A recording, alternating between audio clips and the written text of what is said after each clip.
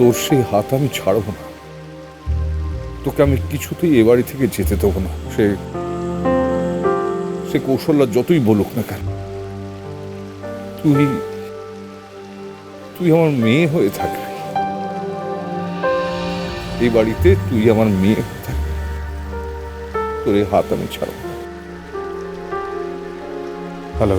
খোকা, তোরই কেমন আছে? ও কথা বলতে পারবে না? না, ওর জ্বরের ঘোরটা এখনো কাটেনি। ওর জ্বর কত? 102-এর মতো। আচ্ছা, ডাক্তার এসেছিলেন? দেখেছেন ওকে? ডাক্তার জেঠু আসবেন, আমি খবর দিয়েছি। আসলে বৃষ্টির রাত তো, আমি জলপট্টি দিচ্ছি। ও খুব শিগগিরই সুস্থ হয়ে উঠবে, আপনি চিন্তা করবেন না। খোকা, খোকা, আমার মেয়েটাকে যত্ন করো, ওকে অবহেলা করো না। আপনি নিশ্চিন্তে থাকুন, ওকে সুস্থ করে ওর যা যা জিনিস এখানে আছে, যা যা ওর নিজের, সমস্ত কিছু দিয়ে ওকে আমি ফেরত পাঠিয়ে দেবো। তুমি তো সব থেকে নিজের বাবা, তুমি ফেরত আসবে।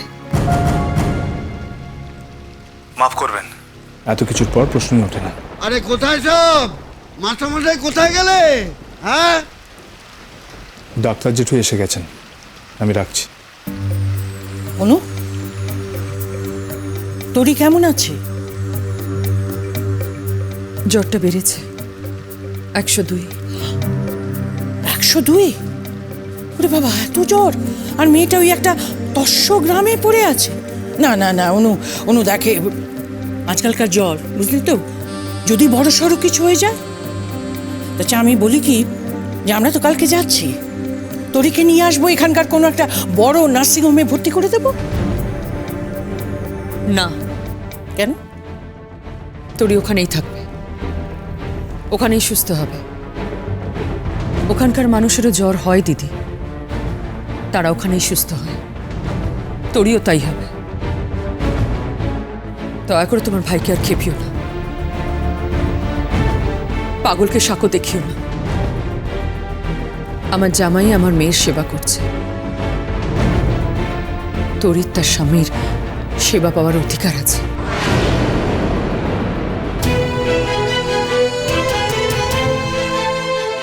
কজন মেয়ের ভাগ্যে তার স্বামীর সেবা জোটে বলো?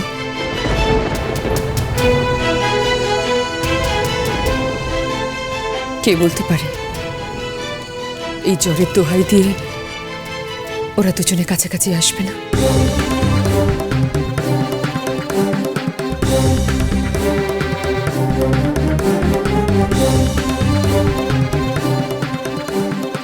কাছাকাছি আসবে, কাছাকাছি? ওরা তো সাপে আর নেউলে। স্বামীর সেবা? আমার মেয়েরা যখন স্বামীর সেবা পায়নি, তখন তোরিকেও আমি স্বামীর সেবা পেতে দেব না।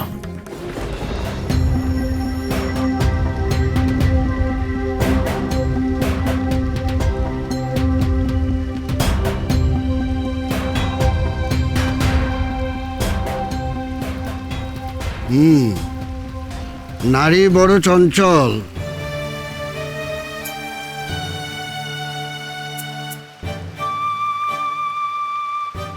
জ্বর আছে,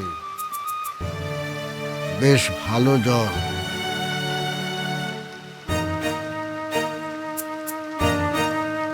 মাথায় ভালো করে জলপট্টি লাগাও, আর আমি ওষুধ লিখে দিয়ে যাচ্ছি, সে ওষুধটা খাওয়াতে হবে। কাল যদি জ্বর না কমে, তাহলে সদর থেকে আরো ওষুধ আনাতে হবে, বুঝেছ? ডাক্তার জেঠু, ভয়ের কিছু নেই তো?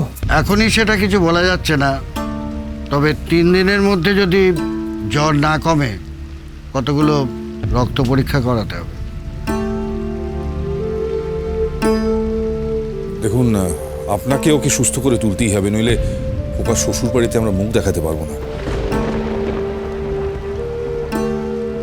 আসলে মেয়েটা সবে সবে বিয়ে হয়ে এ বাড়িতে এসছে তো, বুঝতেই পারছি। না না, ভয়ের কিছু নেই, তবে খাওয়া দাওয়াটা ভালো হওয়া দরকার। সব ঠিক হয়ে যাবে। মানে পথ্যিটা একটু ভালো চাই, যেমন একটু মুরগি,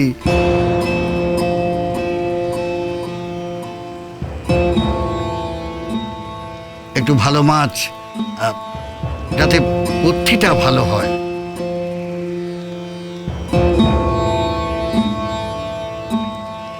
হ্যাঁ, যাতেও শক্ত সামর্থ্য থাকে।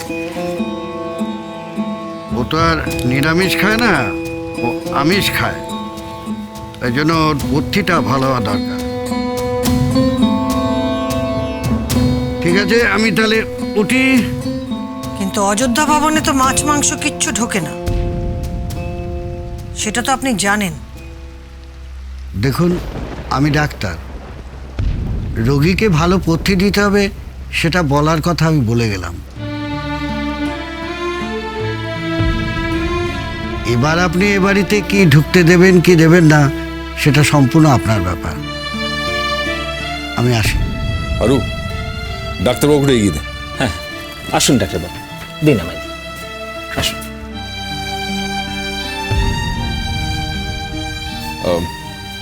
কোশলা, তুমি ওর মাথায় একটু জলপট্টি দিয়ে দেবে।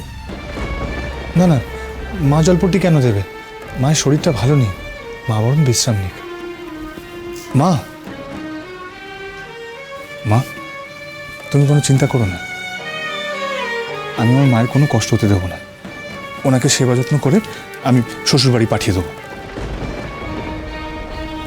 তুমি চিন্তা করো না মা, তুমি শুয়ে পড়ো, যাও।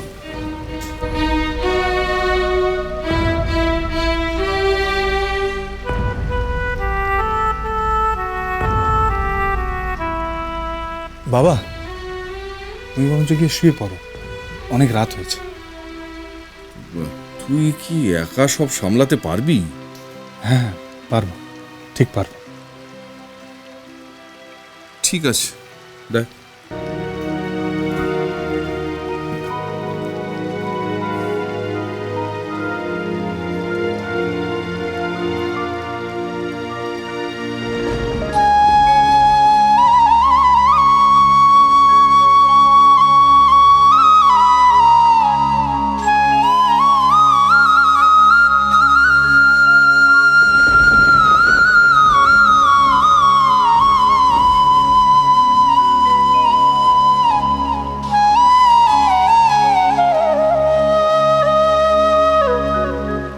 এনে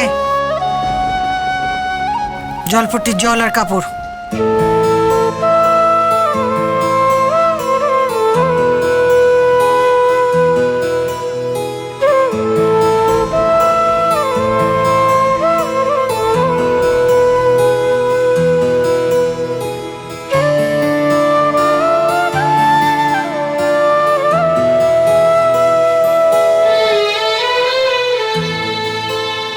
তোর মা মুখে যতই রাখবো না বলুক, মন বোধহয় সায় দিচ্ছে না।